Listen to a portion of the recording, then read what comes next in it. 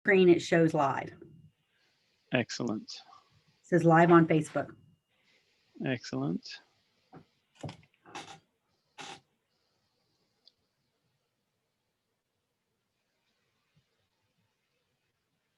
And we should be good. All right. Hopefully.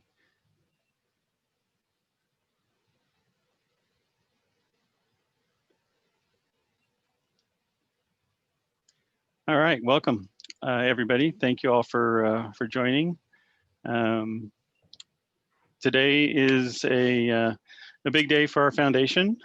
We have our first event this evening. We thank you for jumping in. We are going to be having a panel discussion about teen anxiety and depression. So we're glad you're with us. We've got some excellent panelists today. So without further ado, let's jump in. I want to recognize in memoriam a couple of folks that that are no longer with us, that succumbed to anxiety and depression. My son, William, was one of them. Also within our family here, our community here, Charles C.J. Tichelli, the second, also has passed, and we honor them this evening, and we keep them in our hearts and thoughts, especially as we come up to this holiday season. So let's talk real quick about what we're going to cover. We're going to introduce our panel. We're going to talk a little bit about the WillThrive Foundation. This is our first public presentation. We're going to watch a video called Jordan's Story. It's about 11 minutes. It's got some really good information that really sets the stage of what we're going to talk about. And then we're going to move into our 3 panel discussions. The first one is, really talking about anxiety and depression in teens and what we see today. We have COVID, so we have all these things that play into what our children are suffering today.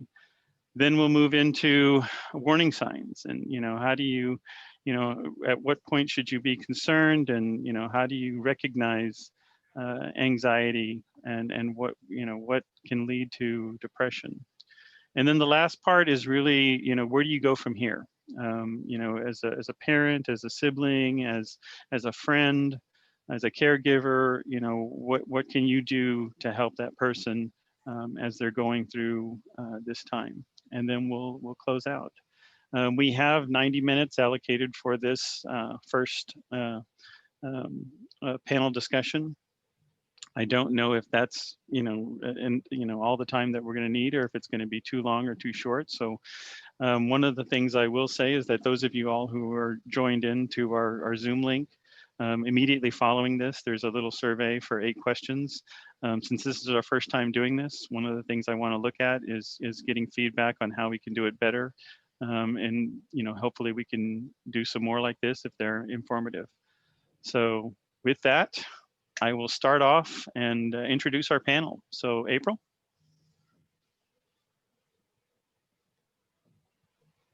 So I'm April Chapman. I'm the Director for Social Emotional Learning and Guidance for San Marcos CISD.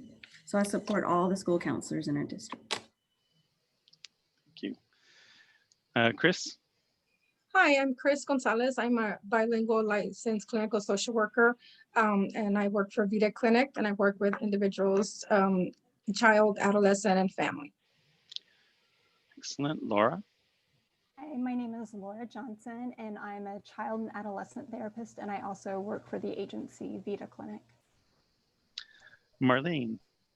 Hello there, I'm Dr. Marlene Moriarty, and I am the Director of Counseling and Disabilities Services at Texas Lutheran University. But I'm here today in this panel more as an advocate for children and teens, but certainly I can give a college perspective as well. Tanya? Hi, everyone. My name is Tanya Parker, and I'm the Program Expansion Coordinator for NAMI.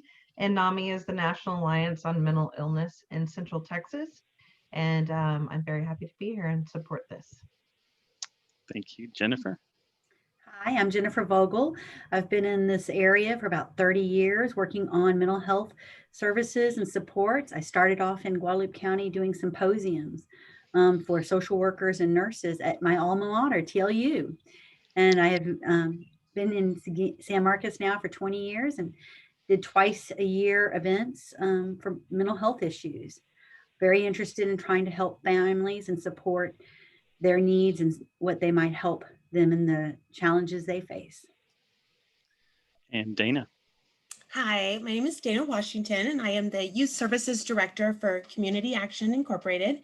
And that is a position that's part of a partnership. So we also work with Hays County, City of San Marcos Independent School District, as well as Texas State. And another hat I wear is I am the parent of 2 girls within the school system. So equally here as a professional, but also as a mom. Excellent. And moderating, of course, my name is Eduardo Rios, and my wife Monita is here too, and we will be keeping things moving along here. All right. So let's talk a little bit about the WillThrive Foundation. You know, our story, of course, you know, we are actually 64 days old today, brand new 501c3. Our story starts with our son. William, you know, took his life on August 27th. You know, he struggled his entire life, not just with, you know, anxiety and depression. He had a number of ailments that contributed to his anxiety and depression.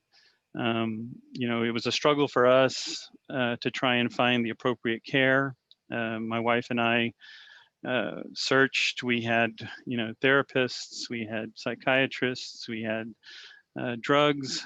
You know, we tried to provide a supportive environment, but it wasn't enough in our case. And you know, immediately after this happened, you know, we made a decision to go public and to say, you know, here's what my son struggled with, and here's where things weren't there for us to make available to help save him. And immediately when we did that, which was within 48 hours after he took his life, I started getting contacts from parents in our community and people I knew, and they kept telling us the same story. And the reaction was really, you know, we're in the same boat.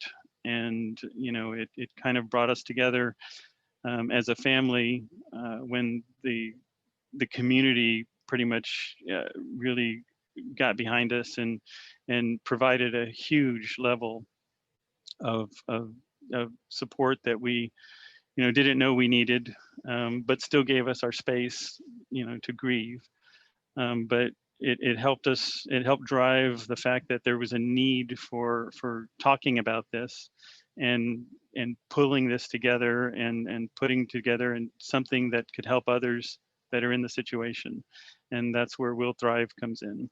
And so our foundation is really, above all, it's helping kids. You know, the way to do that is communicating with parents, with caregivers, with educators, trying to be the Lego block that puts everything together.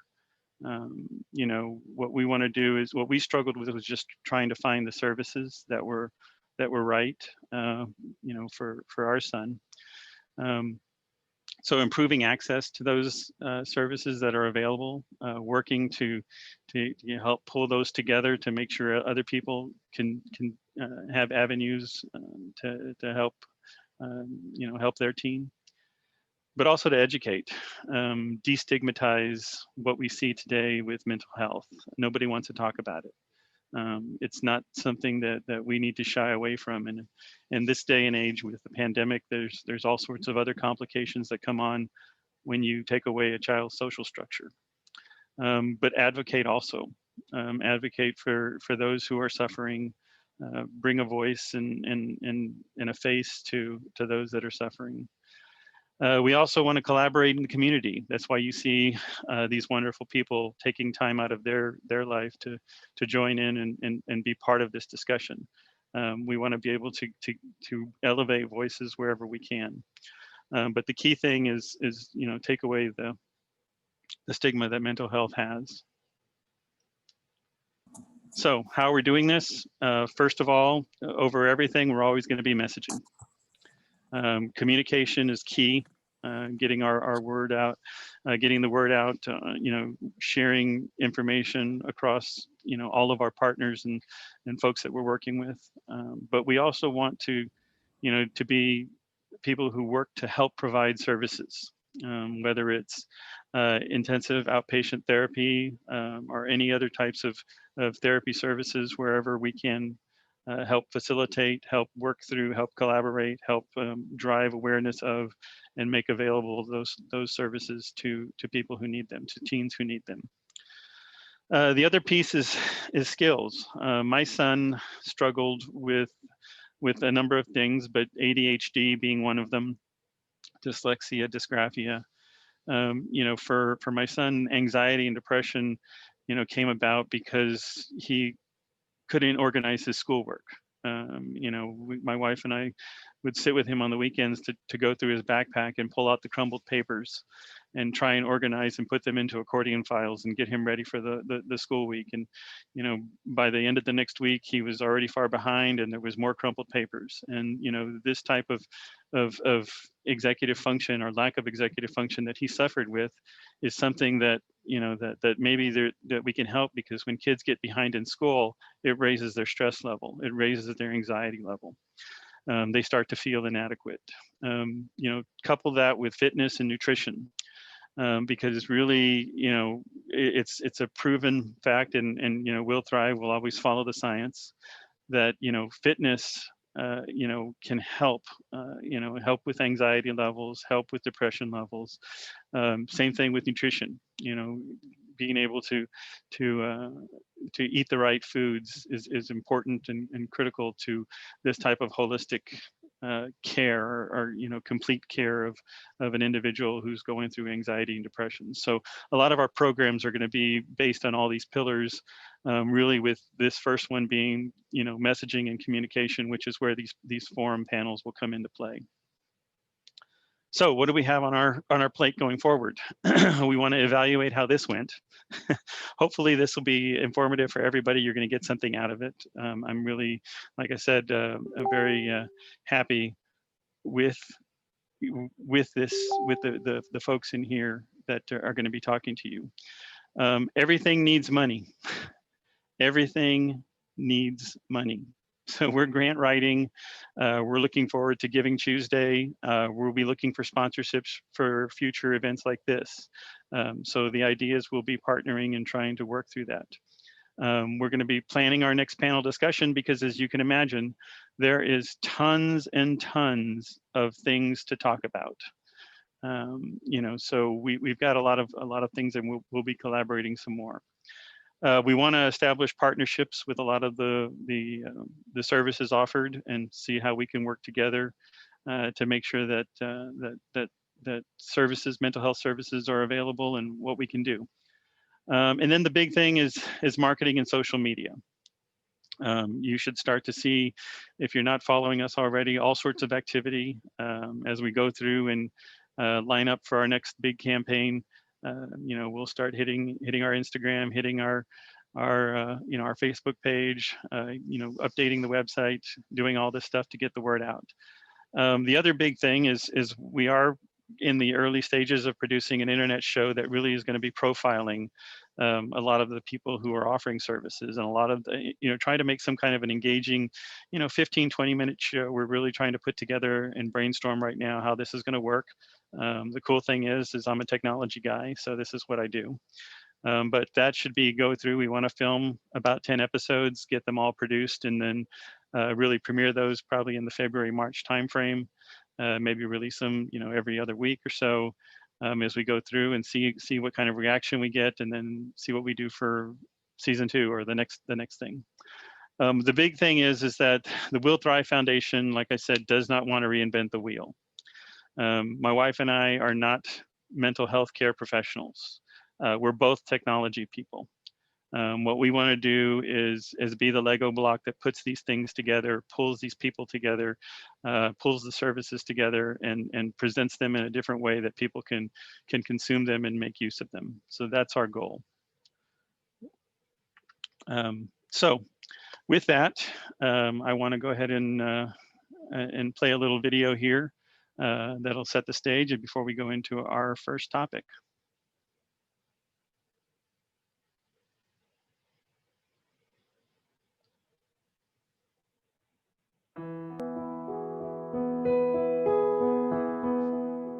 When I was 16, I was a sophomore in high school. That was the year that I was diagnosed with depression, which was a little strange to me. We look back on Jordan being diagnosed with depression, we would have never thought that. And especially with me being in high school and working with high school students, I felt he was going through the regular adolescent thing, starting to sleep in a little bit more, starting not to do all his homework, wanting to stay up late at night. Go, go, go, JB, go, JB. I was a popular student. I was one that was always smiling, always laughing. If you saw me in a hallway, you would think that's the last person in the world to have depression. So it was confusing to me to be diagnosed and have those emotions when it seemed as though I had everything that I wanted, a girlfriend, playing sports, popular, but still it felt like there was still a hole inside of me and I couldn't figure out why I had a lack of motivation to get out of bed, why I was randomly crying. So when I was 16, I was going to school with a mask on my face, acting and pretending as though I was really happy with the things that were going on around me. When Jordan was first diagnosed, we really didn't realize what was wrong. And I think from my perspective that I sort of understood that with depression, it sort of gave answers to some things where I think it took time for Earl to really understand that these were the things that were going on and why he was behaving in the way that he was. And for Jordan, I think it was hard at first. He didn't, like in therapy, didn't talk a lot at first to the counselor. Then he began to become a little bit better with it, with talking to her. But when I look back on it now, I don't know really at that point that he really even accepted the fact that he was depressed.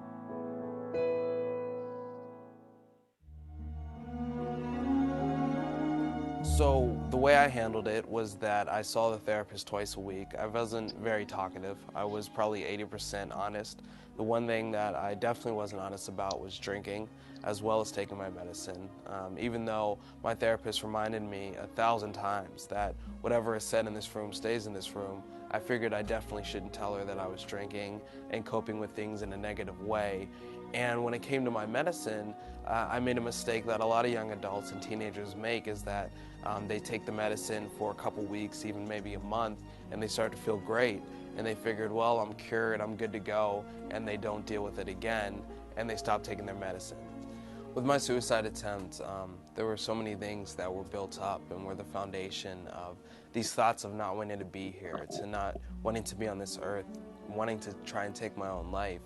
And I think one of the biggest things was the pressure of being a junior and senior in high school. Is you start to realize that this is when you have to start taking life seriously. Because I wasn't taking my depression very seriously, so when I only had a C in a class, that's when I started to break down. That's when I started to shut down, and I felt like a failure. And the failure was one of the main reasons why I wanted to try and take my own life, because I figure if or make them upset, what is the point on being on this earth? There were also social issues. I'm an African American in a predominantly white school. I felt a lot of pressure when I'm the only black student in my classroom, and I felt like there was pressure on me to always have A's, to always try and fit in, when at the end of the day, it didn't matter if I was class president, if I was on the sports teams, if I was popular, I still felt like I really didn't fit in. And the other thing was getting caught drinking by my parents. When I got caught drinking, I felt like the failure of the family, simply because no one in my immediate family drinks. And so because of that, I felt like the black sheep. I felt like the scapegoat.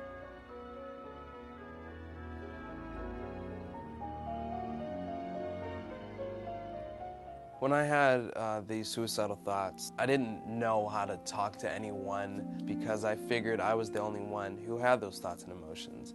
And if I told someone, I just figured that the automatic reaction would be I have to go to a psych ward. Now, I did go to a mental hospital during my junior year after I had a breakdown, and I put pills on my desk and I threatened to take them. The funny thing is that when I was in that mental hospital, there were things that I told complete strangers because I knew that they understood where I was coming from. And I couldn't say that to my therapist. I couldn't say that to my parents. I couldn't say that to friends because they didn't truly understand the real Jordan that hated himself, wondered every day whether I should be here or not. The day of my suicide attempt, I woke up just like any other day. And even though at that point I did have depressed feelings, I had depressed thoughts, there were days that I could wake up and forget about them, and that was definitely one of those mornings. And that's when my dad walked in with a duffel bag full of alcohol that I had in the trunk of my car. Now when he dropped that bag, my heart dropped with it, saying to myself, I disappointed my parents yet again, as their son, someone that should be making them happy, making them proud. All I do is upset them. So what's the point on being here? My dad confronted me about the alcohol. He didn't yell, he didn't scream, but it didn't matter because everything was just numb to me at this point. And although my parents were very honest in that conversation, were very nice in that conversation, that was when I went into my room, like I usually do, whenever I'm upset or had a conversation with my parents. This time was a little different though. When she knocked the first time, I said, "No, Mom." And then she knocked again, but by that time I was actually out of my 9-story window. It was impulsive. I didn't plan it that day. I didn't know that it would happen. That night I was flown to the hospital and given 48 hours to live and then a 40% chance to live after that. And after being in a coma for 5 days, I started to come to. After, my suicide attempt, I still wanted to see a therapist. I still wanted to see a psychiatrist because I still wanted to take medicine and make sure that emotionally and mentally that I was still stable. Even though I knew I wasn't going to beat depression, I knew that I could cope with depression in a better way. Now, one change I did make was having a psychiatrist who did both the therapy and talking part and also administered the medicine. And I think that's something that really helped me out. I think that's something I really benefited from.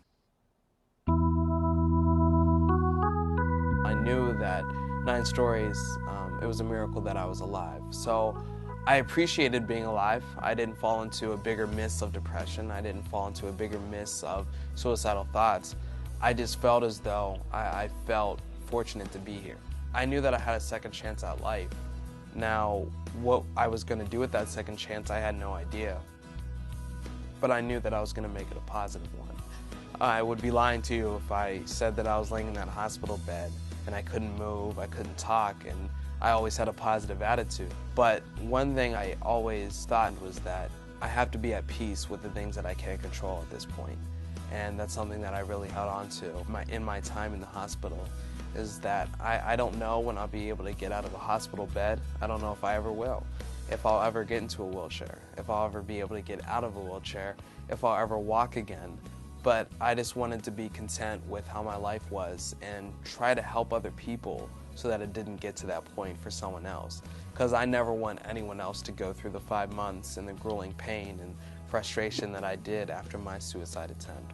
So that was probably my main motivation to get healthy and to take my depression more seriously, is to not only make myself better emotionally and mentally, but also get myself to that point so that I can help other people out as well. With my depression, it's very important to have a healthy emotional balance, and the best way to find that is to know yourself, to realize who you are as a person and what really makes you happy. And that includes, for me, going out with friends, watching movies with my girlfriend, being able to hang out with my parents, to be able to be around people. I'm a people person, so I love being around people. Working out is huge. I love being able to work out, to physically still get better. Even though I'm able to walk, I still have a long way to go to physically be where I want to. It's very therapeutic to be able to tell my story, knowing that it's helping someone else and knowing that I'm making a difference and adding a positive light to society, which is something I never thought I would do before.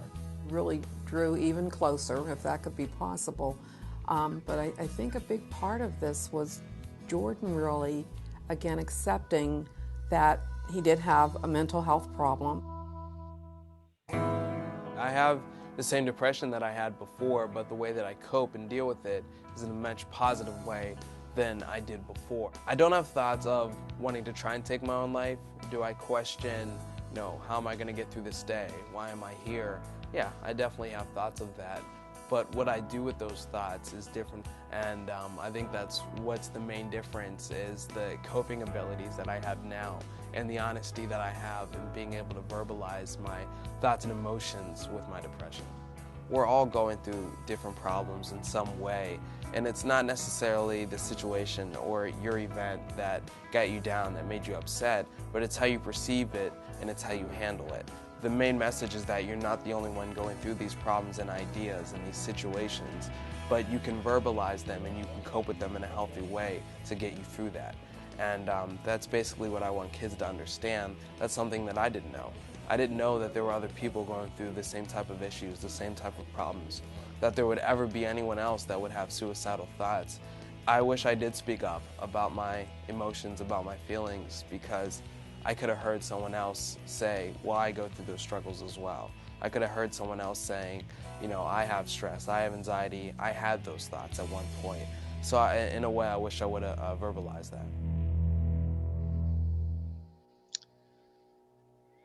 So I think it pretty much it carries its own message, and I think the thing that resonated with me was just the fact that he felt alone when he really wasn't. All he needed to do was verbalize, and it gets us into our first conversation topic. Like I said, we have a great panel here. I want to let them be able to talk through, some of this. And our first topic is really just, talking about the problem itself, anxiety and depression in teens. And so to start us off, Tanya. Thank you, Marta. So I'm just going to go through a couple statistics. 1 in 6 U.S. youth aged 6 to 17 experience a mental health disorder each year. 50% of all lifetime mental illness begins by the age of 14 and 75% by the age 24. And suicide is the second leading cause of death among people aged 10 to 34. So these are all statistics that came from National NAMI, and we have some great printouts and different things to provide if you want to know more of where that came from. And so what perspective do you guys have from each of your perspectives on what you see with this problem today, especially here, in Central Texas and those of you in San Marcos, what do you see today? I think one of the things that stands out the most is when you see the number of 10 to 24. I think that it was one of the things, Mr. Rios, that you were speaking to around the needing to remove the stigma around having this conversation, because when you see that, I think it's shocking for people and it's immediately like, okay, let's not talk about it and let's kind of reel it in. And really creating space to have these conversations and to not be afraid to talk about it. And then I think the other thing is that the language that we use. So when in that video that we just watched, the parent stated, well, I just thought it was just normal teenage angst, and those are just things that are happening. And I think sometimes the language that we use to describe some of our emotions has kind of changed how we perceive different things that are going on. So, using the language, oh, I have so much anxiety. Or are we calling it the right thing? And are we naming it what it really is? Is it just a stressful day? And so when you hear it from a teen, and especially a 10-year-old, you think, oh, well, it's not a big deal. That's just normal. That's just normal turning into a teenager and those normal angst. And I think it's really important that we are mindful of our language and how we describe the emotions that we are experiencing, so that when it is stated, people actually know what to do, and it causes a need for action and not just, oh, it's just normal angst. Excellent. From a parent's perspective, we experienced so many episodes with William, and some of them, did require us to, take him to get some immediate, attention, but all of them, were, we always had to evaluate. Is this something real, or is this something that he's just talking about because he's frustrated because we took away his video game time? What's causing this, and how serious is he? And it was always a challenge as a parent to try and balance that. But we did have to make calls to his psychiatrist. We did have to make calls to his therapist, his counselor, and it was a hard path to tread, because you were never really 100% sure, but you didn't want to discount it. I agree. Oh, I'm sorry. No, Chris, go did ahead. you want to say something? Yes, and yeah, I mean, in terms of, and even it is very difficult, especially trying to navigate and figure out, what's normal, what's not. And also there's a lot going on during these years, right? The adolescence years, even a little before that. We know that this is a time of, a lot of mood swings, a lot of behavior, irregularities, a lot of changes going on. And it is hard, right? It is hard even for parents, right? Because we have that emotional connection, and we want them to be okay. And I see that struggle all the time of the parents saying, is this normal? Is this not? What do we do?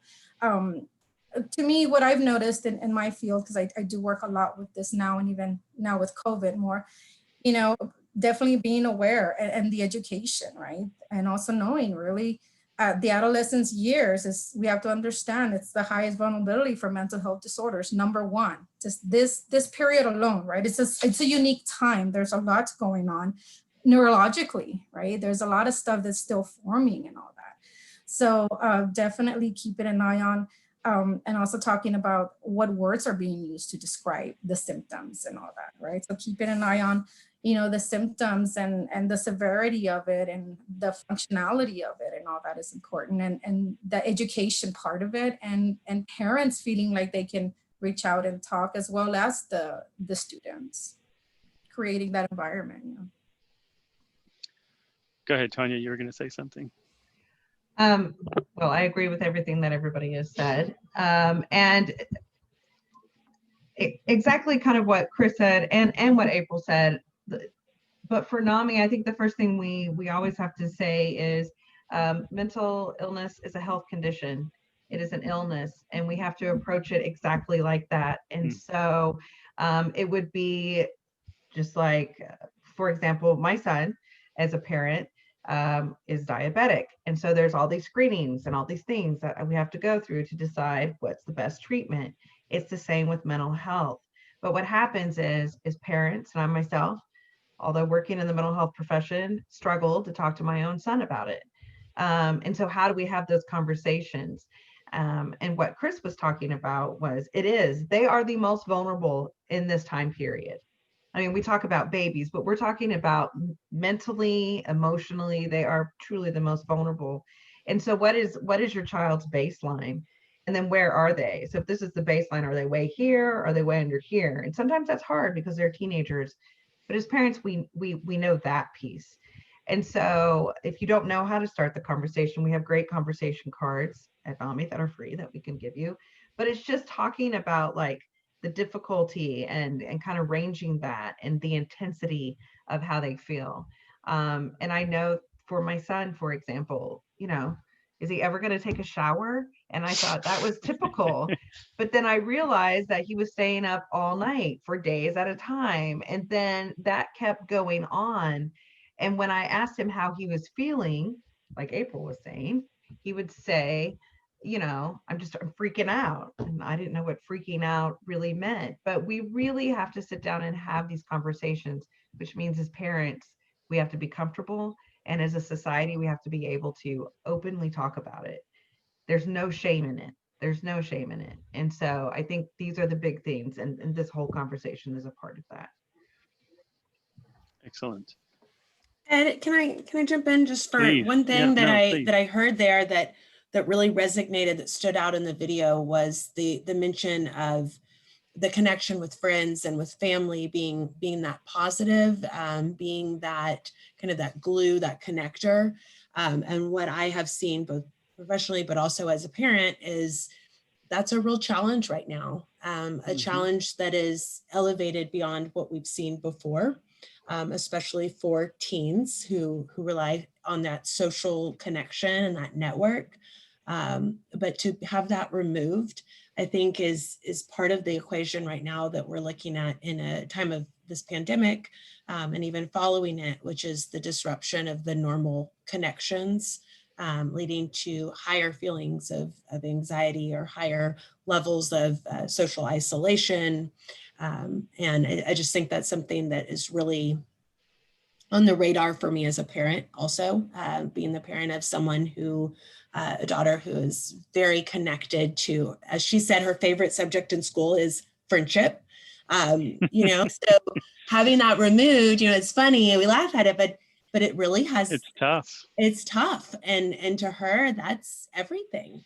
And learning how to understand and how to talk about it. And the same thing that everybody else has said is, what is normal and what is, at what point do I intervene or do we intervene, especially with the change of the social connection right now that is so different than what we've ever experienced before. Excellent. Thank you. Could I add to Dana's comment about please. Isolation? Go Okay. ahead. So as I mentioned, I'm at college and we are having single room housing, so a lot of isolation.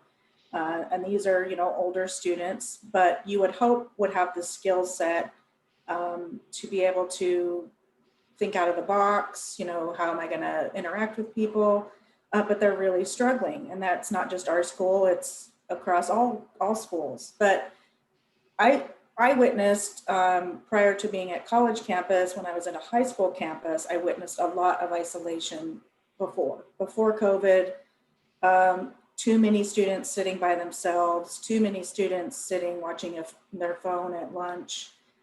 So I think the isolation has exacerbated with because they don't have that interaction at all, but they didn't build up the skills prior to this to be able to navigate it any better. If the student was pretty social before, they might be more comfortable Zoom meeting or group chatting than a student that didn't have the skills before. So I really worry about those students that were already alone and now they're alone in a virtual environment and have no idea how to navigate that. And I see a lot of services. We have a great group here. We have resources, college resources for our students, and there's this perception of weakness, this perception of I should know better, I should do better, and so we're, if I could figure out how to break that mindset, it would be so powerful, because there's a lot of services in schools. I know there's a lot of communities and schools counselors and the social emotional counselors and social workers. There's resources there, and the students and the resources are over here. So it's that gap of trying to, I guess, break that stigma of help seeking, talking about mental health, and not just mental illness, but that we all have to take care of it every day. I say that in just about every conversation I have with students or colleagues is I'm a counselor, and I've got to be really mindful and really intentional of taking care of my own mental health every day. So, just sort of break that stigma, I think is really important. Thank you. I think building on that, something that really has stuck to us around here, we work with a very intense population of teen parents. And the word that really sticks to us is resilience, and how some people come out with those ACE scores that are just astounding. And some have resilience and they still have hope and they have plans and how they can overcome those versus the few that struggle. And there is that organic component where dopamine, serotonin, even magnesium and, insulin, and how your body reacts to insulin or not impacts your mental health. And even for the short term, we really also see this young culture struggling with identifying appropriately what their emotions are. I'm mad versus is this sad, or am I happy, or is this a hopeless, or is it just I'm frustrated? And really helping them have those words and being able to at least label with themselves. And that starts at a very young age. It's an elementary task. You can't get them when they're upset saying, let's sit down and focus on this. Let's meditate.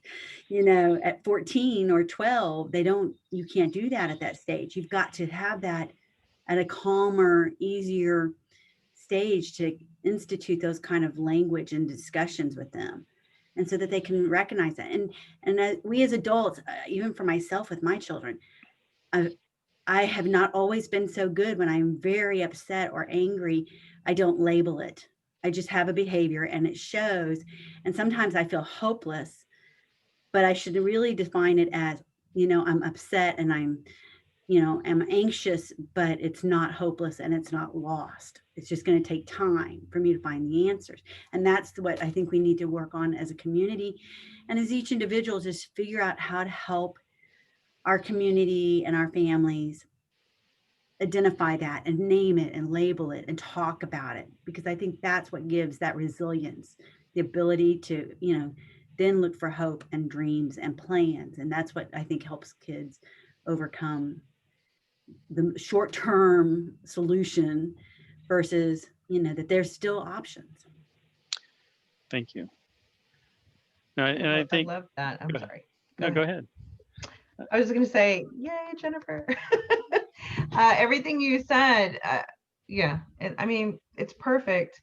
I think that, we look at this generation of young people, and we just have to think of all the things that they've experienced in their lifetime, right? I mean, mass shooting, just violence and aggression, and we would all go hang out outside, but they're on their phones texting and reading things. And so it almost makes me think back to when I was a parenting specialist at Starry, and we had that chart with all the happy faces, and it's like, I feel, and he would point at the happy face. We almost have to go back to that because it's so hard to self-identify. And the other challenge, I think, is us as adults and parents and community is to, just like what Jennifer said, is to use those I statements and to name our feelings when we feel them. And so people actually have that mirror of what that actually looks like. And I have to work at it myself, but, I feel blank when all my therapists in this panel, really using those I statements, because it's so difficult and we're not doing that really anymore in society. So I just really, encourage parents and family members to be comfortable with that language, because we have to teach it. And then that creates connection.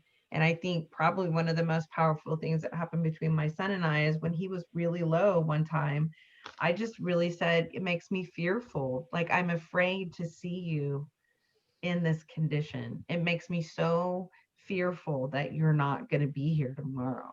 And just that statement, he was like, yeah, I'm afraid too. Like, I'm afraid. And so that, just naming that was so powerful. And I think everybody just being able to be vulnerable and really have those conversations about feelings is really important, especially right now, because we're all so isolated that it's really just all of, like, you're in the room with your family and they're trying to reach out. So yeah, and wonderful points. Definitely. And I think, just like I said, from the parents' perspective, we had a question that came up was, Tanya, can you share the conversation cards? And I said, we'll put a link up to your website and make sure everybody has access to that up on our website. But one of the things was my son would have these super high highs and these super low lows. And, we would catch him, throughout this. And, my wife and I, of course, did like everybody other parent, we worked all day. And trying to find that exact time to have the conversation without hitting the wall of I don't want to talk about this right now. From him was always we all ate dinner together, so we would always try and have the conversations at at dinner time. But yeah, it was a challenge because you also have your family dynamic, and so if one person is really struggling with anxiety and depression, it has a ripple effect with other family members. And we saw that, with, my son was a triplet. And so he had, two, a brother and sister and a little sister in the same house. And, when William would have a William day and we were all exhausted from a William day, he would pretty much be able to rule the roost because, we couldn't, it was hard to reel him in to say, stop, this is getting crazy, without everything always escalating. And so we struggled with this, and we would go to family therapy, and we would go to talk to his therapist and say, this is where we're struggling, because we're finding less and less of these moments to really say, let's talk about the feelings. And then sometimes, he would come in, sit at the edge of our bed in our bedroom and just pour it all out. And, it was those times where we would, really try to engage with him. But, it was just trying to navigate those waters, because you're right, during, he was 15, he was getting ready to start his sophomore year, and he's in the middle of hormones raging and all the turbulence that goes on, plus the isolation of COVID. And it was a crazy storm. One thing that I find that's something that we don't do enough for ourselves is extending ourselves a bit of grace as adults when we're working through these types of challenges. Like, it is not easy, and we extend grace to everyone because we can be very empathetic to others when they're in the situation. And, being able to place ourselves in their shoes and using the right things to say in that moment for others, but allowing that for ourselves as well. And I think sometimes parents see that as being an excuse when they do that, and it's not an excuse. It is really extending yourself grace, because a lot of these things are unknown. And we've talked about reducing the stigma, and we talked about being able to name it and using the right things, but we don't always do that. And in those moments, we have to extend ourselves a bit of grace. And then on top of all of that, we have COVID. And so it's like we have a new world that we're navigating that we have never done before. When would we ever have a platform like this where we're holding an event in this way? It didn't exist, it did, but not on a regular basis, prior to March. And, just I find that to be so much more important now than ever, to just create space for grace for ourselves and for others, but more so for ourselves. I think also too, and because I spent so much time in a mental hospital working there, it really became evident somewhere along the line, our mental health science is really behind the science of the overall body. When you are showing signs of diabetes or heart problems, they're going to run a gamut of tests for you. You have a hip problem or a leg problem, you're going to take x-rays. When you have a brain or a mental health issue you're facing, they don't take your blood work. They don't take your, any other type of testing to see, maybe you're off organically somewhere, and a little tweaking can make all the difference. Just in the subtle issues. I'm not talking about a long-term deep issue, but we just don't do that. We don't really examine the mental health as an overall bodily function that needs to be tested and checked first before we go on to all the other ways of doing a treatment. If you're a diabetic, You're going to check your blood level. You're going to check, your insulin level, and you're going to know that there's a pro and con for what you eat and how you exercise or how much movement you've had. And that's probably very important in mental health too, stability, but we don't really have a measure for that. Thank you. While we're transitioning, I'm sorry. Yep, go ahead. I could overtake this whole panel, you guys. I'm just like, I have so many things to share. But with that, Jennifer, important in mental health too, stability. Oh, I'm sorry. But we don't really have a measure for that. No, sorry. Thank you. What Jennifer was talking about not having a measure for it, I have to say, I could overtake this whole panel, you guys. Okay, sorry, I don't know what happened there. Welcome to technology and COVID. Right, now we get to hear ourselves. Yeah. I find that to be so true, especially as a parent, or if you have a loved one who's struggling, you go to the doctor, they run the generic things, you keep coming back, they send you all over the place. And I just think, especially for parents and caregivers of someone that has a mental illness, you end up being their advocate, you end up being the case manager, you end up being the social worker. You're always there pushing to get what you need. And I cannot tell you the struggles and the fights I had with insurance companies and different things like that, just trying to get, can I get a neuropsych? Can I get these things? And so, you just end up having to be all those things, and you're the parent, right? And you're an adult. And then I go back to what April said, where she said, we need to give ourselves grace. You know, we have to give ourselves grace. And so two huge things that I'm thinking, we have these support groups for family members and also for people struggling with mental illness themselves. But the principles of support that we follow, one of them says that we will forgive ourselves and reject guilt. And that is probably one of the hardest things to do, is just to do that and to accept that we cannot solve all problems. Thank you. And here we sit trying to figure that out. So I hope everybody at least hears those two things tonight, and can move forward.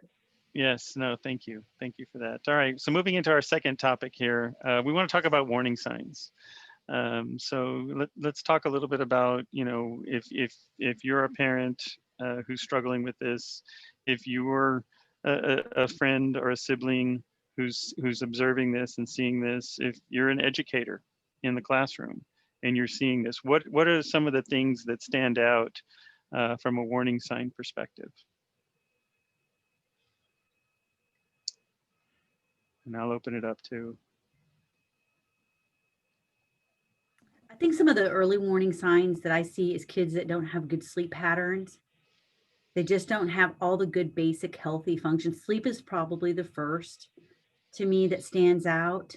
And then, this generation has created the word hangry, or maybe they didn't, but it just came to me in the recent years. But hangry has a whole new meaning to me now. I understand it's really about low insulin or the need of protein that you're not processing. And we have not really linked that well to kids who are struggling mentally. And so those are the warning signs I see.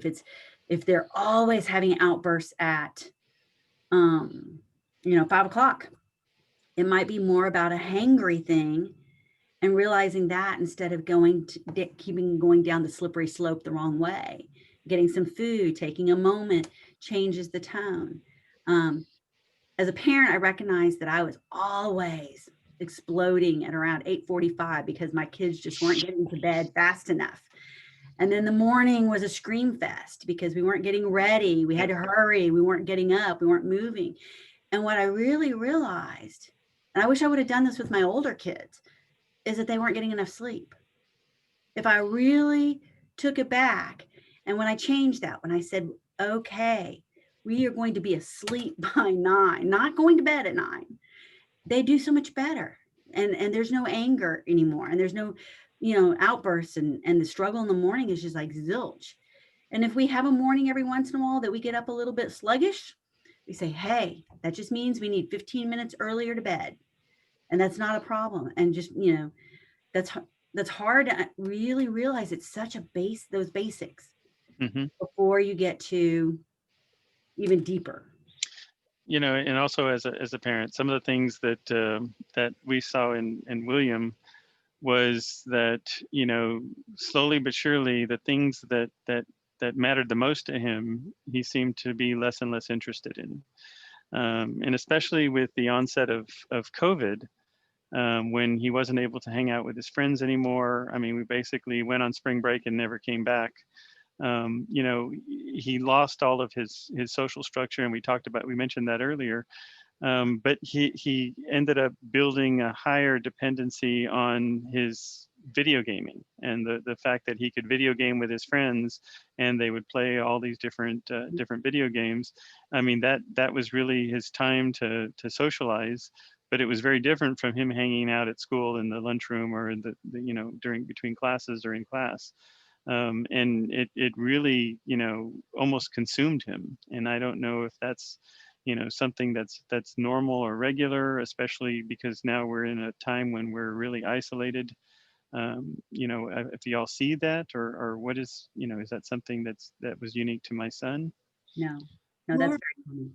I'm sorry, Jennifer. Laura, I'm curious to hear your perspective, just because you're in a school setting and with kids on a regular basis. Yeah, I think somatic complaints definitely come to mind, especially headaches and stomach aches. So considering those things, I guess just to list some more: low energy, withdrawing, spending more time alone, changes in weight or eating patterns. So maybe they're never hungry or they're eating a lot. Irritability, easily annoyed. Like you were saying, Eduardo, definitely loss of interest or less interest maybe in school, or drop in academic efforts, hygiene changes. So Mm-hmm. there's some that I would list. Yeah, and I think it was you know, even made a little more complex because, you know, everybody had to move to remote learning, and, you know, the education system wasn't ready for that. And so as a result, you know, our kids were even plugged in more trying to do schoolwork. And, you know, it was a struggle just to say, William, it's, you know, it's spring, it's summer, you know, go outside, go walk around the block, you know, go do something outdoors. And, you know, he just wanted to be indoors. And if he wasn't, you know, finishing up schoolwork or being confused by what he had to do for schoolwork, he was playing a video game and trying to get on there with his friends at all different times. And I think, you know, one of the things that we had to do was, you know, we had to try and lock down the internet at night, so that he couldn't game all night, like you said, and stay up playing games and not getting any sleep. And that was a challenge because he was a smart kid. I had taught him a lot of stuff on technology, and that was coming back to bite me because I felt like it was a cat and mouse game with the things he was figuring out to bypass what I was putting in place. But you know, I don't know if that's something else that you guys have seen. Well, I can offer just some, I'm sorry. I can offer just a few resources really quick in that. We actually just did a free webinar called Internet Gaming Disorder, Is It Really a Problem? And it is on our website and free. So anyone can go look at it. And it was Dr. Emily Brunner, who's a specialist in addiction medication. Nice. So it's just something to look at. And then we also have another one called Anxiety and Back to School. But these are all just free webinars that you can check out. And I think it is a struggle because what happens is the video gaming becomes just like what you said, it's their social connection. Yeah. And then it ends up, of course, interrupting sleep patterns and eating patterns. And then, you know, it's kind of almost like this cycle. Go ahead, Chris. Yes, something I wanted to point out in terms of, you know, kind of red flags to look for, things to consider is again, it is very challenging because of the age, and there's a lot happening that even as we look at our DSM and our symptoms, a lot of those things may be like, oh, he's just a teenager, he's just an adolescent, right? But the things really to focus on and look at as a parent and even as professionals that we look at is when those behaviors changes, you know, are clustered, you know, with other symptoms, you know, in terms of, the change in the eating or the social isolation is pretty bad, the sleeping. And in terms of looking at the severity of it and how much can they function and not function. Okay. And also, I mean, thinking about our times, how stressful, there's so much stress everywhere. For us as parents too, as professionals, imagine our teenagers, right? I mean, we're being asked to function normally under very abnormal circumstances, right? With very, significant levels of constant stress for everybody, right? And I think that overall, that just even as a community, and that kind of puts us in those constant state of emotional stress, right? And what we have to remember with adolescents and the adolescent brain, they cannot handle stress very well to begin with. Putting COVID aside, putting all these other stressors and all these other demands that this lifestyle has called of us, adolescent time, they can't, right? It's difficult. They do shut down. As you mentioned, right? I mean, executive functioning is one that's not fully defined now, judgment, impulse control, insight, all of that stuff, right? Doesn't develop into older, right? The early 20s, sometimes even mid 20s, talking about the college students, right? I mean, keeping in mind also a lot of that. And looking at this, again, back to looking at their levels, can they function, and what else is falling off? And also socially, remember in adolescence, this is the time of development where they depend on that and they seek that, right? And even as parents, and I hear this all the time, oh, well, my teenager doesn't want to engage, doesn't want to be with us, doesn't want anything with the family, is with the friends, it's all that. But part of that is at a normal level, right? So that it is normal for them to withdraw from parents a little bit. They go into their developmental stage of, that role identity, figuring out who they are, all of that is normal in adolescence. When they lose interest in that completely, then that's definitely a huge red flag. For a lot of my students have become so creative in trying to connect because, and I remind them, hey, what are some ways that you can connect and safely, to have that social, because they need it. At the teenage years, they need that social connection. It's dependent about them, right? Neurologically, that is what it's asked of them. And they have become creative. I have one I'm very proud of, and I keep saying, and I've shared with Laura and my other therapist, hey, one of mine came up with her idea that during their asynchronous time, they've developed their own little groups. They do their groups together. They do shout outs like, hey, who wants to work on this project? And they continue to stay connected. So kind of thinking about that social component is very important at this age and keeping an eye on that. Excellent. I think we heard in Jordan's story was something that I've seen a lot too, is the lack of motivation or a huge drop in motivation being a big indicator. When someone is just unable to get out of bed, can't do it. And then on top of that, maybe apathy. I don't care what happens if I just stay in bed. Yep. Not even caring that staying in bed, not participating in school, not doing what you need to do leads to the hole getting bigger, right? Your problems don't go away for that day. They just get bigger. They're waiting for you. I see that a lot as a big indicator that person's needing help, and it's going to be hard for them to ask for it if they don't care. So it's a matter of providing them some hope, again, normalizing that their feelings are valid. And I think a lot of what I hear from students is this achievement-based perception of themselves, that they're not good enough unless they get into the right school, unless they have a certain grade, unless they get on the team, that our society in general has become very achievement based, and that's the value that they have for themselves, and not, which we might not even have sports. We're doing things so differently now. Where does that person get their value? That as parents and educators, that we need to share their value as people, that you're a kind person, you're a funny person, and value them, I think will give them a different perspective on to be motivated. It's not necessarily motivated to do that English paper, but to be motivated because you're important, you're valuable, I love you, I care about you, you're important to me, you're important to your school, and kind of share that perspective, I think can be very helpful. Excellent. One Yes, thing, Laura, go ahead.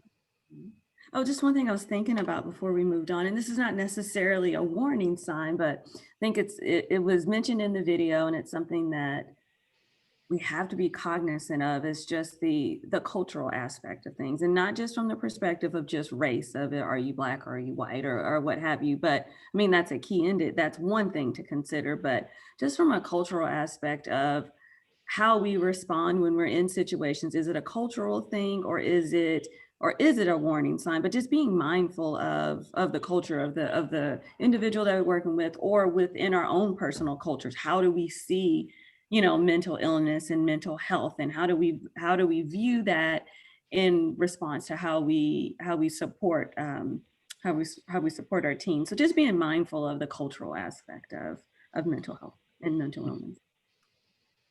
Mm-hmm. So one of the things I'm curious of, because once again, from a parent's perspective, one of the things my wife and I noticed was the physiological changes that William went through.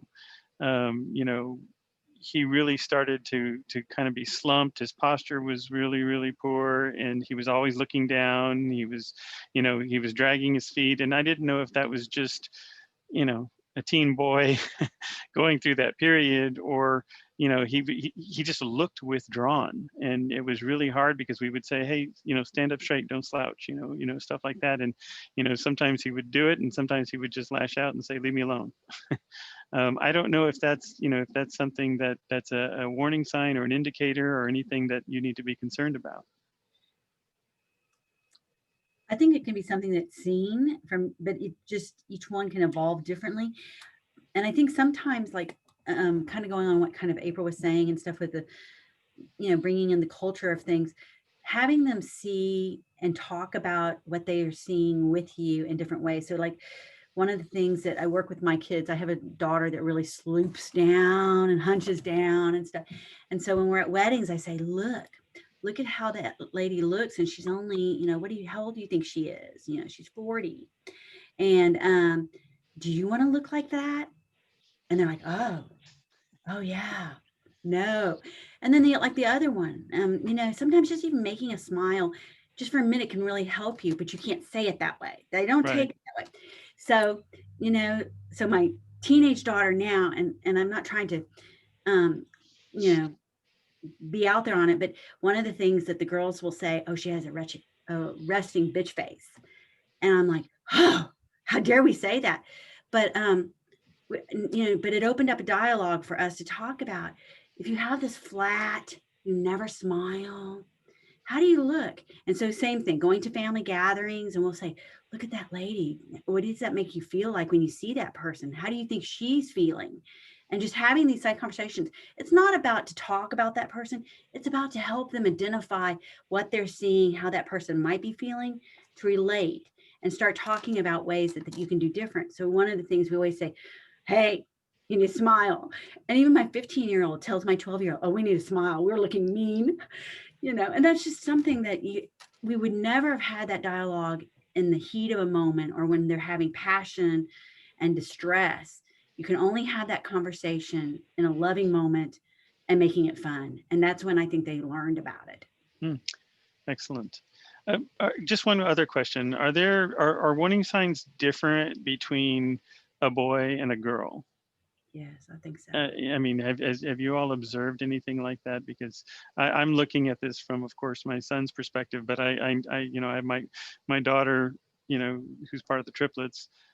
She goes through her mood swings too, and we're always, concerned about that. But what are there differences?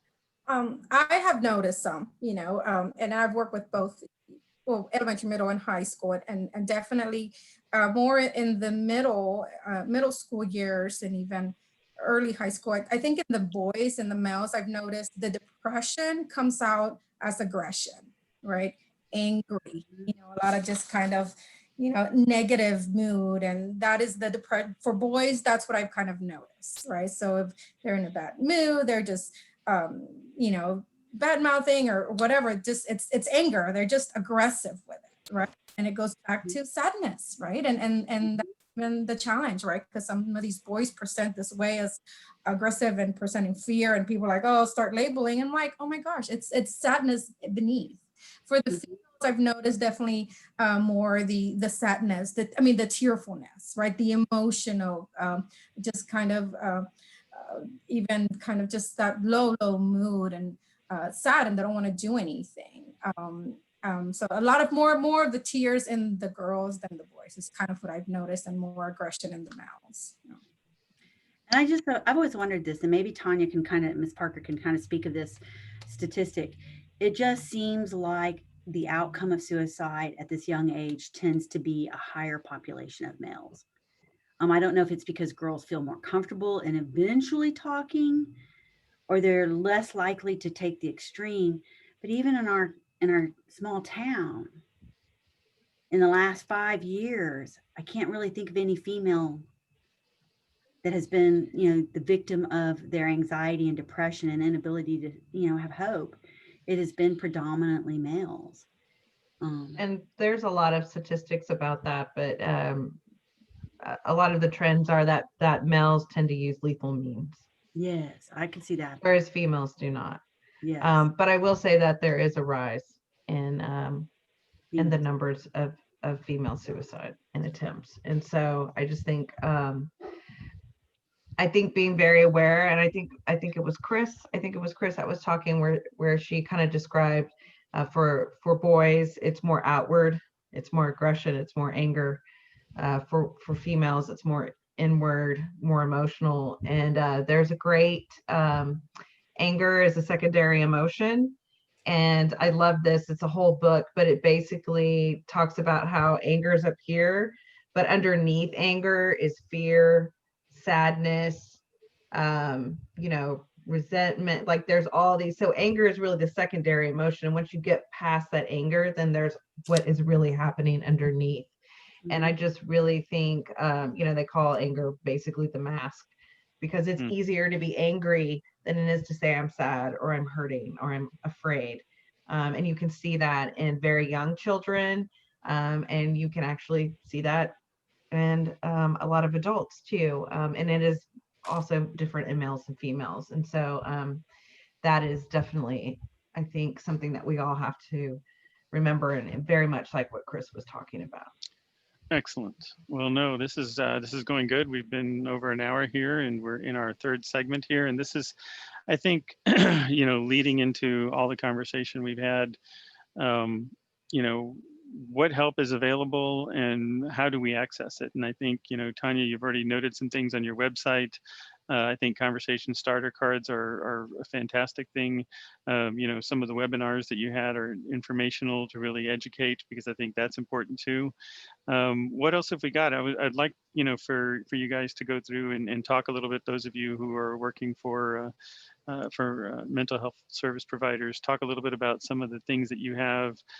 Tanya, to go into a little more detail on some of the programs that you have.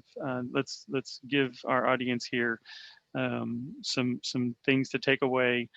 All of this information will be up on our website in the next 48 hours, so you'll be able to hit our website and get all the links and everything that we'll be talking about.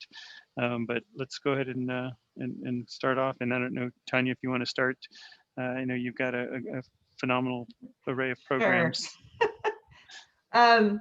Well, let me just clarify that we are a nonprofit organization, and we do not provide therapeutic resources, right, but we provide peer-led. And I think very much like in the video where he was talking about being in the hospital and actually being able to really have that conversation with somebody else who felt exactly how he felt or was experiencing those things. That's what we provide. And so NAMI Central Texas, we serve Travis County and the surrounding counties, including Hayes, Caldwell, Williamson, Bastrop, and Burnett. And basically we provide peer-led programs. And so all of our services are free, and anyone can access them. So we have weekly support groups for people who are struggling with mental illness themselves, and also for family members, friends, partners, parents, and these happen weekly. And then we have these great classes to support family members and parents in their 3 weeks. And they basically go over things like type of diagnosis, treatments and recovery, crisis planning, communication strategies, empathy. So in every single session, we go over things, and we have these great videos that talk about the brain. And it really just describes what mental health is. And then you get tips and tools and resources. So we have several of those. And then we also have them for people who are struggling with mental illness themselves. But one of the things I really wanted to highlight that we have, which is fairly new, is we actually have a parent support navigator, and her name is Nydia, and it's called Lighthouse.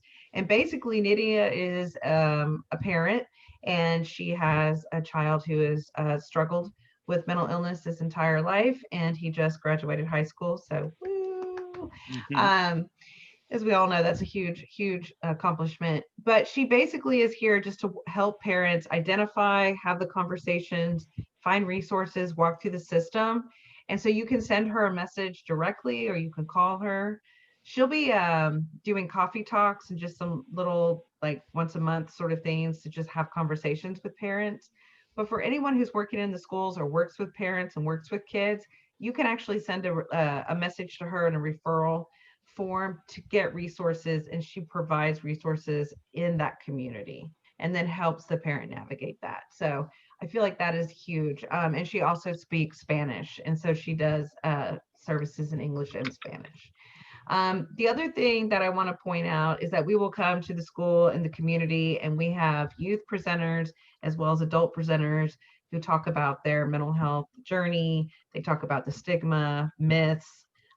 They talk about recovery. So we provide all of those things. I mean, our goal is really to break down the barriers and have the conversations, and then really help people and support them.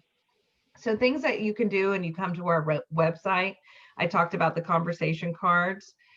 You can print those straight off of our website. We have a crisis handbook, and it has a wonderful section that is a recovery plan, medication. It lists all these things. We have a 911 card, a crisis card that you can fill out. So we have lots of tools and toolkits that are actually just on our website, including also the Mind Matters, which are all the webinars that we do with Ascension Seton, and you can join them, or they're recorded and they are on our website, and anyone can view them. And then we have a huge resource repository, which basically is resources throughout all of the communities. We partner with all kinds of organizations so that we can share, just like kind of what I'm doing today.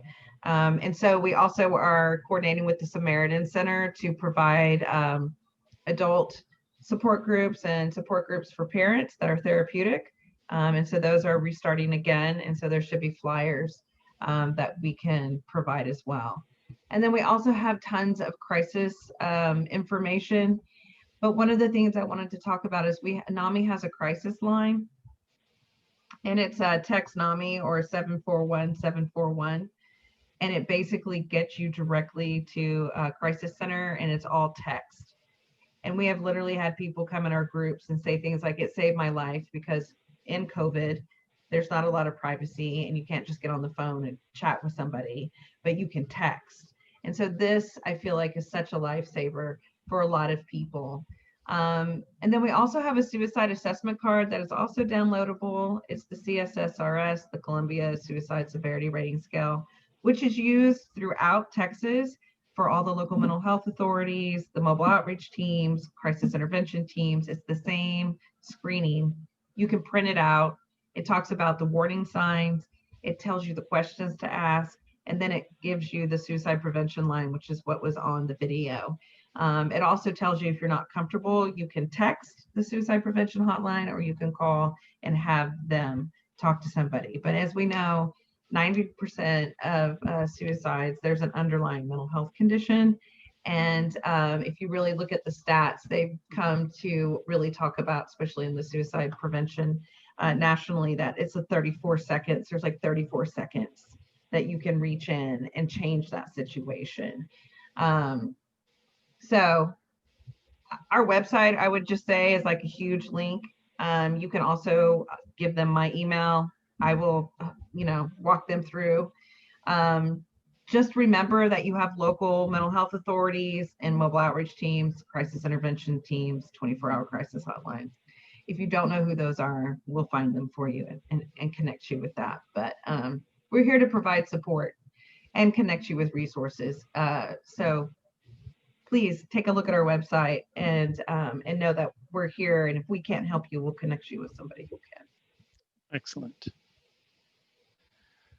All right, April, if you want to talk about some of the things the district is doing.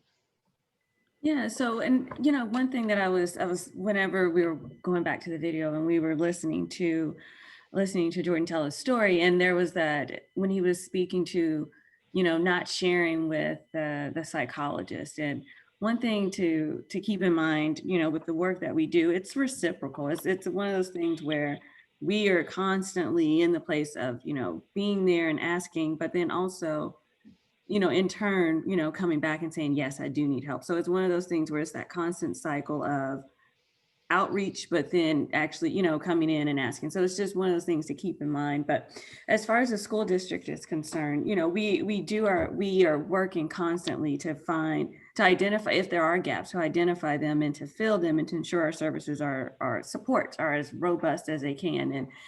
And Mr. Rios, you were mentioning how, we're learning through COVID how to do things in a virtual way and having to adapt in that way as well. So we want to have a presence in both settings, face-to-face and virtual. So having school counselors on every campus, making sure that we have the appropriate supports based on our campus's needs. And our counselors do a good job at identifying that.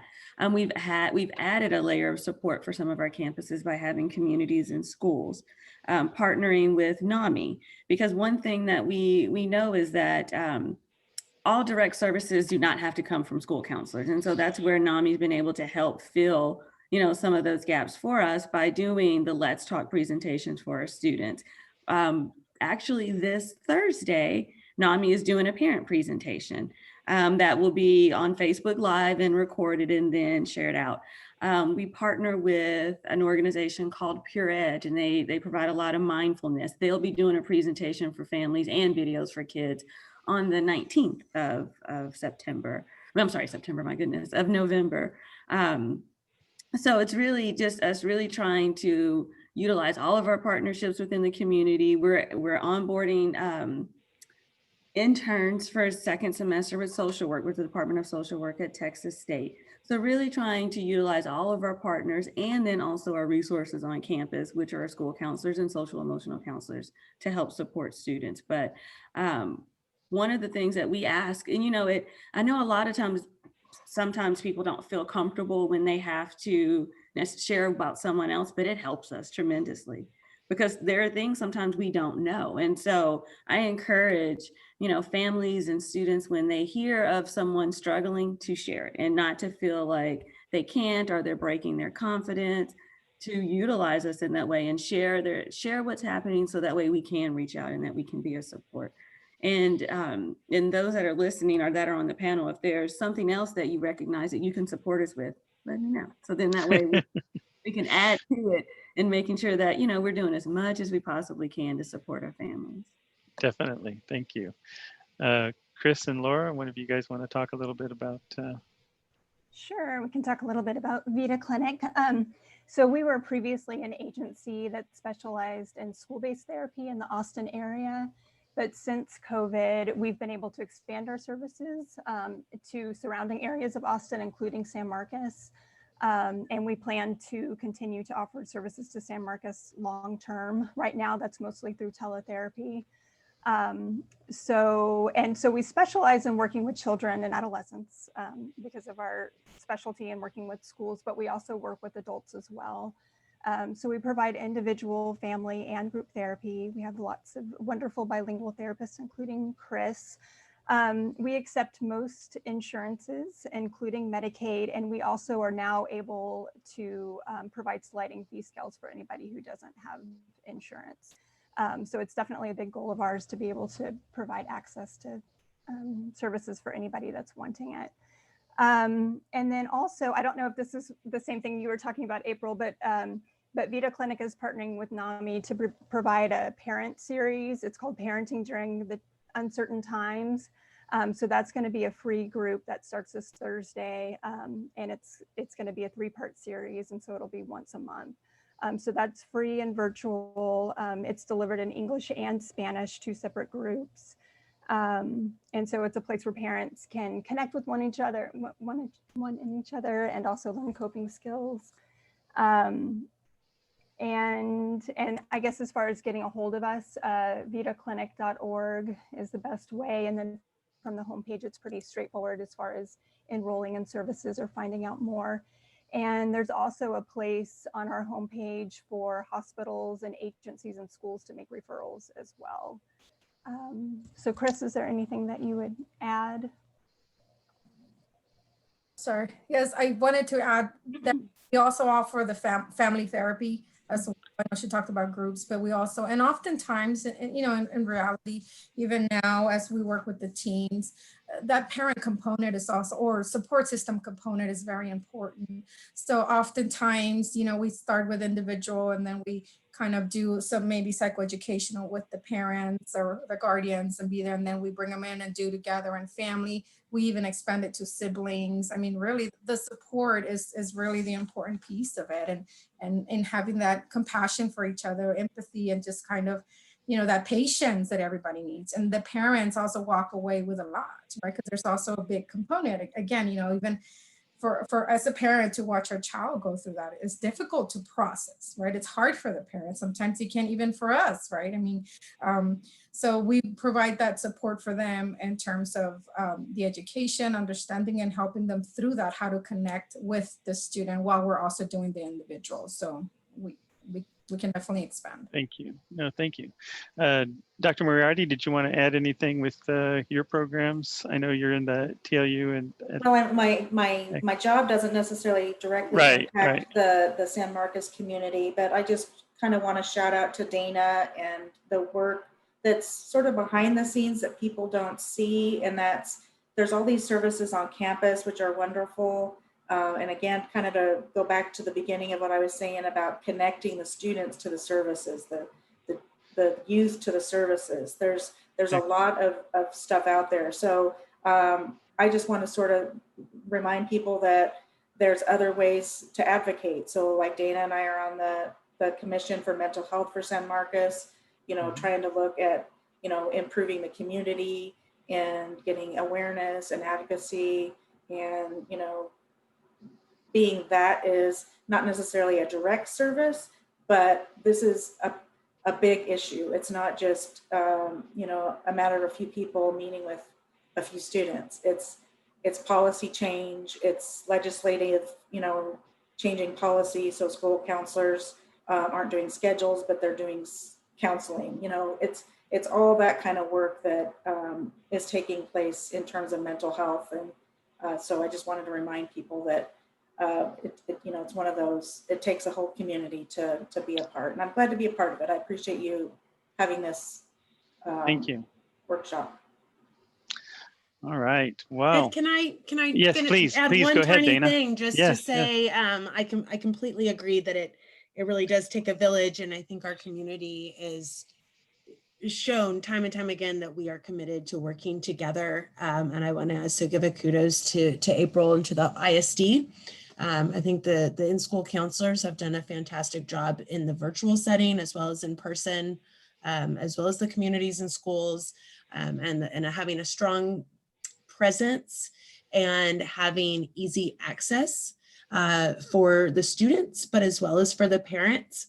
And with that, I will say, as far as the family aspect, that a lot of, you know, it's not isolated to just the student, but there is a larger family perspective. And with that, I just like to add that if there is stress or anxiety within the family around other issues that can add, let's say financially, utility bills, supports, things like that, Community Action has a wealth of information. So I just encourage you to reach out. And if there is a resource that you cannot find I will help you find it myself and connecting those resources. I think part of the position and part of what we're doing is trying to connect resources across all of these, across Texas State, across the ISD, across private schools, homeschools, and really make sure that there is no child that goes without, or parent, with that said. So kudos to everybody. Thank Ed, you. And go ahead. there's one last question. Yeah, I was going to say we'll go ahead and answer that one offline. So thank you for submitting the questions. I think we are at our time, and I want to respect everybody's time.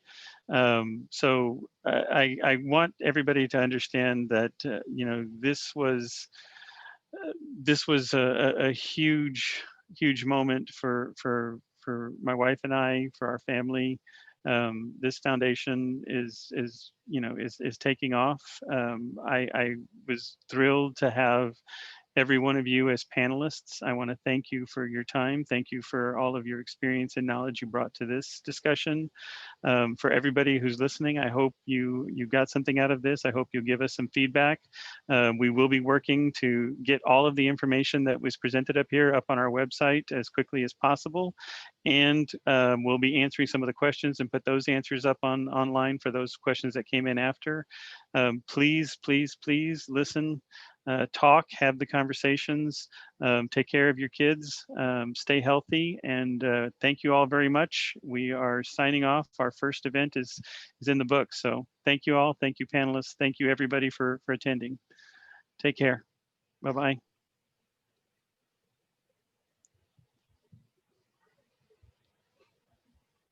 All right.